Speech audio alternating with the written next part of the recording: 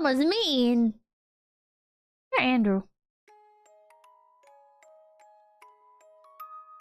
Perfect, it reads on your test. This has got to be a mistake. Well done, Graves. Keep it up and you'll be going places.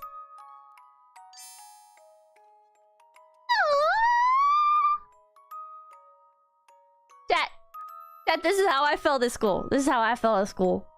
Like, what I did really well. One time, I scored like highest in the district on a writing test, and I felt so smug. I felt so arrogant. I went home and I put that shit on the fridge myself. I was so proud. It made me so egotistical. But then sometimes, how do I say this? It's like, if it was something that I knew that wouldn't take a lot of work to be really good at, I would do it, right? But if it was something where it's like, okay, like this either isn't fun or just isn't worth the time investment, I'm not gonna bother.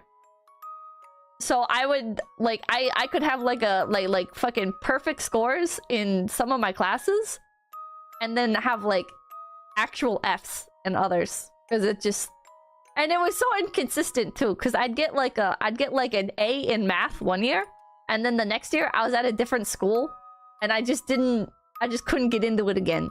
Like the teacher wasn't making it interesting enough, or it just didn't care enough, and like I'd get like an F.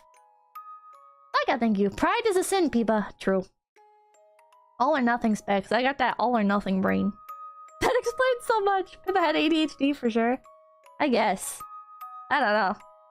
Love science. I loved science some years. It entirely depended on what was being taught. Your first ever full marks.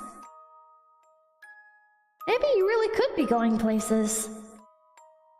Oh man, this shit would affect like my hopes and dreams as well. I remember I took a science class that had a bird unit, and I of course loved birds. And so for that class, I was like, every single project I was doing extra credit stuff. Not because I needed it, but because I just wanted to. I was like, do you want an essay on Bohemian waxwings versus cedar waxwings, like their differences? Would you like a illustrated chart on the migratory patterns of cardinals? Would you like an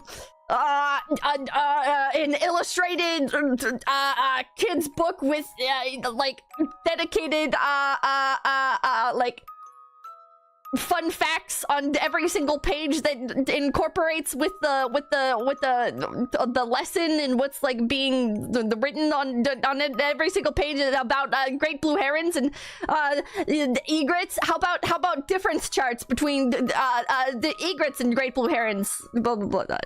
She's like, wow, you should become an ornithologist. And I was like, yeah, I can be an ornithologist. I can do that. I'm gonna go to Cornell University someday, and I love birds. And then I found out scientists don't make anything, and I was like, no, I'll be a lawyer or a doctor.